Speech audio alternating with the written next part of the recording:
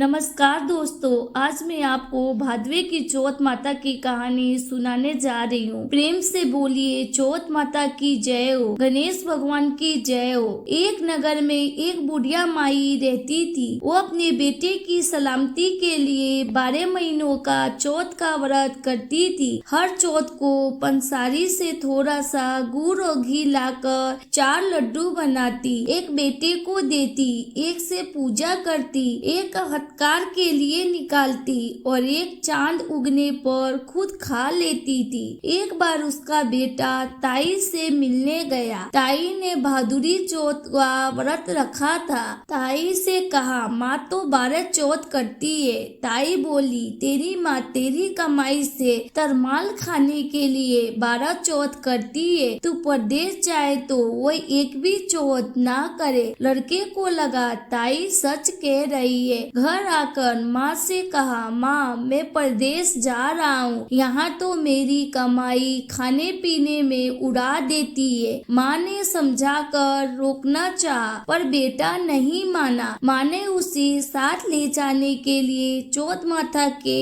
आके दिए और कहा, मुसीबत में आके तेरी मदद करेंगे। वो आके लेकर रवाना हो गया। घूमते हुए एक नगर में पहुंचा। उसने देखा एक बुढ़िया माई रो रही है और पुआ बना रही है। उसने कारण पूछा तो बुढ़िया माई ने कहा, बेटा इस नगर की पहाड़ी पर एक दैत्य रहता है। पहले वो नगर में आकर कई लोगों को खाने के लिए मार देता था, इसलिए यहाँ का राजा उसे खाने के लिए हर घर का एक आदमी उसके पास भेजता है। आज मेरे बेटे की बारी है, इसलिए रो रही हूँ और उसी के लिए पुआ बना रही हूँ। वो बोला, तू पुए मुझे खिला दे, तेरे बेटे की जगह मैं चला जाता हूँ। बुढ़िया माई ने खीर पुए उसे खिला दिए। खा पी कर वो सो गया। रात को राजा के सैनिक आए तो बुढ़िया माई ने उसे भेज दिया। दैत्य के सामने पहुँचने पर उसने चौथ माता के आके दैत्य की तरफ फेंक कर कहा, हे चौथ माता,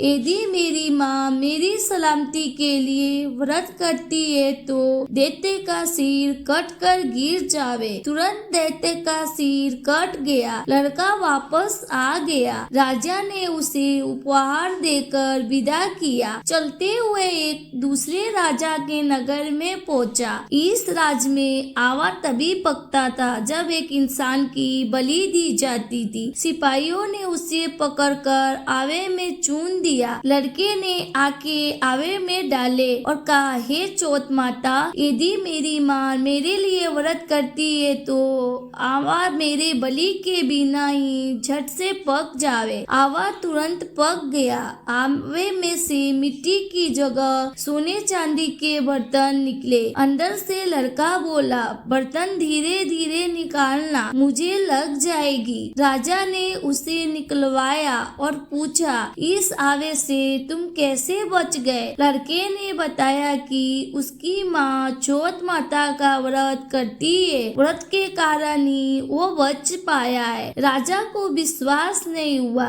उसने एक चांदी की सुराही मंगवाई और कहा कि सुराही की नली से निकल कर दिखाओ, तभी मुझे विश्वास होगा। लड़के ने चौथ माता को याद करके आके सुराही में डाले और कहा, मैं भोरा बन जाऊं, सुराही से निकलूं। लड़का भोरा बनकर सुराही से निकल गया। राजा खुश होकर राजकुमारी की शादी उसके साथ करवा दी और सभी लोगों को चौथ माता का व्रत करने को कहा। उसे माँ की याद आई। उसने राजा के पास जाकर खुद के नगर जाने की इच्छा जाहिर करी। राजा ने रथ, घोड़ा, हाथी और खूब सारा दान दहेज देकर उन्हें विदा किया। चौथ के दिन अपने नगर पहुंचा। वो अकेला पंसारी के वहाँ माँ का इंतजार करने लगा। सोचा चौथ का दिन है तो माँ यहाँ जरूर आएगी। थोड़ी देर बाद लकड़ी टेकती हुई माँ आती दिखी। उसकी माँ की आंखों में जाले आने के कारण दिखना कम हो गया था। लड़के ने जानबूझकर अपना पैर लकड़ी में लगा दिया। कहने लगा, बलवे पूत का काटी, मेरे पैर में लगा दी। माँ ने उसे नहीं पहचाना, कहने लगी, भैया मुझे चाहे कितनी भी गाली निकालो पर मेरे बेटे को